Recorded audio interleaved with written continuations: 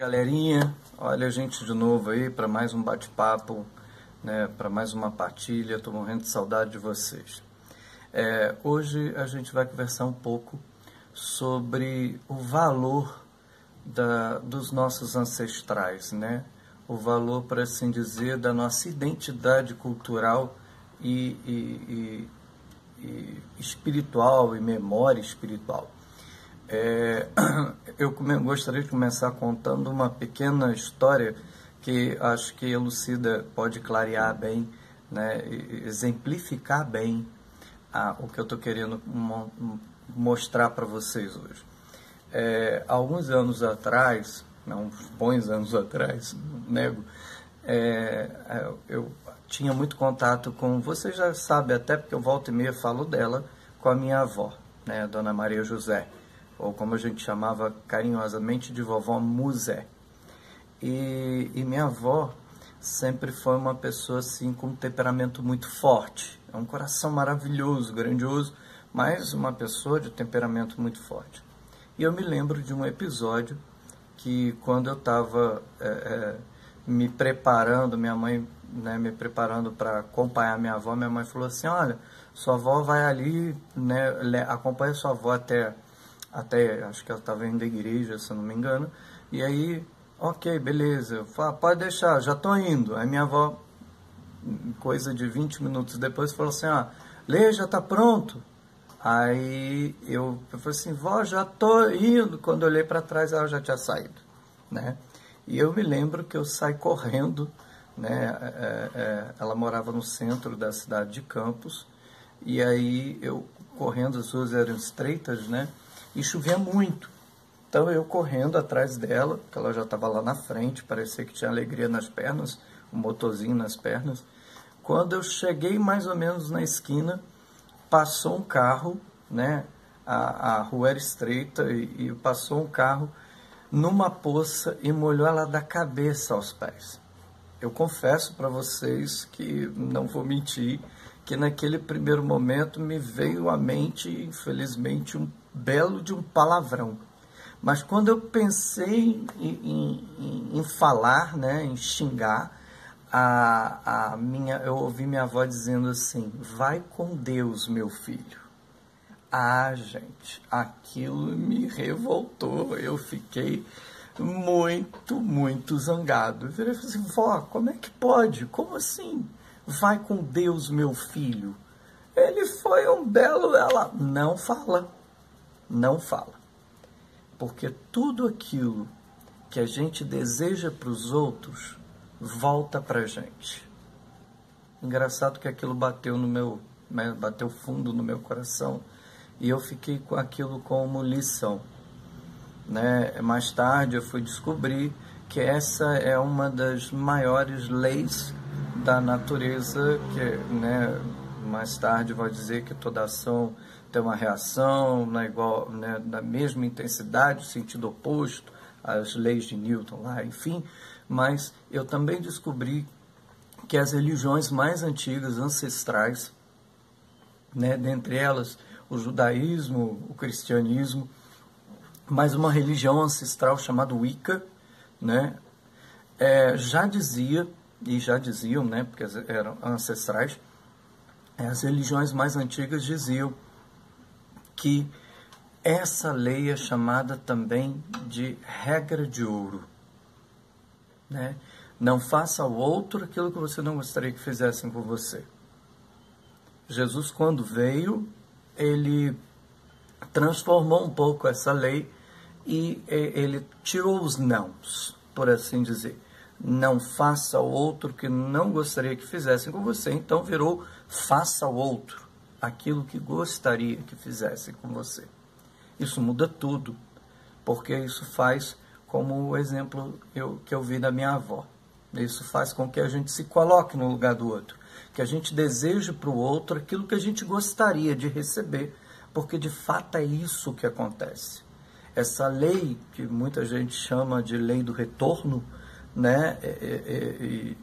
Enfim, é uma lei clara, que é uma lei física, é uma lei da natureza, e que tudo que a gente projeta retorna para a gente. Então, se a gente deseja o bem, a gente, mais cedo ou mais tarde, não importa, esse bem que a gente deseja, ele retorna para a gente. Agora, se a gente deseja o mal, isso também acontece, infelizmente, né? A gente não vai, né, como diria o próprio Jesus, uma árvore se conhece pelos seus frutos. Então, uma árvore boa não vai dar frutos ruins. Da mesma maneira que uma árvore ruim não vai dar frutos bons. Então, é importante que a gente tenha, né, essa dimensão, essa visão de que tudo que a gente projeta volta. Mas o que eu queria falar com vocês, contando essa história, né, é algo muito mais importante, muito mais interessante. Como os nossos ancestrais, né, como os nossos antigos, têm algo fantástico para nos ensinar. Como os ensinamentos dos mais antigos são vida, são sabedoria. Como eles marcam a nossa vida. Isso é tão sério que no judaísmo e também no cristianismo, né, que bebeu da fonte judaica, o livro do Deuteronômio, no capítulo 5, ele vai dizer, o livro do Deuteronômio é chamado entre os judeus de um dos 5 livros do chamado Pentateuco, né, os 5 livros sagrados, por assim dizer. É chamado por eles de Torá. Para os cristãos é Pentateuco. Para os judeus é a Torá, o livro da lei. E existe o 4º mandamento, que diz que nós devemos amar e honrar os nossos pais. O que ele quer dizer com isso? Os nossos pais aqui são os nossos patriarcas, são os nossos ancestrais. Nós devemos valorizar tudo aquilo que os nossos ancestrais nos trazem como segredo de existência, como sabedoria de vida, porque eles nos ensinam a enxergar a vida de uma forma mais ampla, de uma forma mais bonita, de uma forma mais íntegra. E como ultimamente, né, por esses dias, nós temos percebido como difícil está sendo olhar para o idoso com esse olhar de respeito, de querência, por assim dizer, de querer bem. Então hoje eu convido vocês a ouvirem um pouco o que os seus pais contam dos seus avós, dos seus bisavós, né? Perguntem a eles as histórias, né? Partilhem, peçam para que eles partilhem com vocês essas histórias, porque essas histórias ancestrais são incríveis. Elas nos ensinam muito, elas nos têm muito a dizer da gente, da nossa história, da nossa família. Procura conhecer um pouquinho a sua árvore, por assim dizer, a sua árvore genealógica, nessa parte dos contos que eram, passados de pai para filho, ou enfim, dessas grandes histórias de sabedoria. Ouça o que eles têm para falar. Se você tiver hoje como fazer, tiver um contatozinho, faz aí. Se tiver contato com seu avô, sua avó, conversa com eles. Se não tiver contato físico, diante da situação que a gente está vivenciando, manda para eles uma videochamada, se for, ou liga, faz qualquer negócio, mas ouça o que os seus pais, os seus avós, os seus ancestrais têm para falar. Você vai se surpreender, vai se encontrar, vai perceber tanta coisa de você neles e deles em você, que é assim fantástico, Só para terminar, eu me lembrei agora de um episódio. Eu não conheci meu avô materno durante muitos anos, e quando eu era criança, a minha avó já brincava e ria, olhava para mim e ria, falando: engraçado, você come igual ao seu avô. Aí eu olhava para ela e falava: como assim? Ela falou assim: é genética, Está no meu código genético. A maneira como meu avô se portava, diante da mesa, das coisas. E minha avó conseguia ler isso.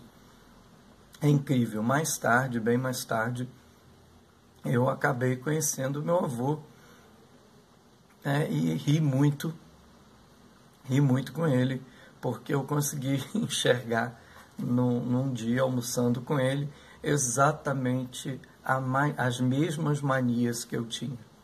Então, aproveita, né? Bate um papo legal com a sua família, troque ideias e ouça deles o que eles têm para contar, porque a sabedoria, né, dos mais vividos, né, dos nossos ancestrais é fantástica. Tá bom, galera? Um beijo para vocês mais uma vez, beijão no coração de todos e que tão logo a gente possa voltar a se abraçar com muito carinho e amor, tá bom? Paz e bem, fiquem com Deus.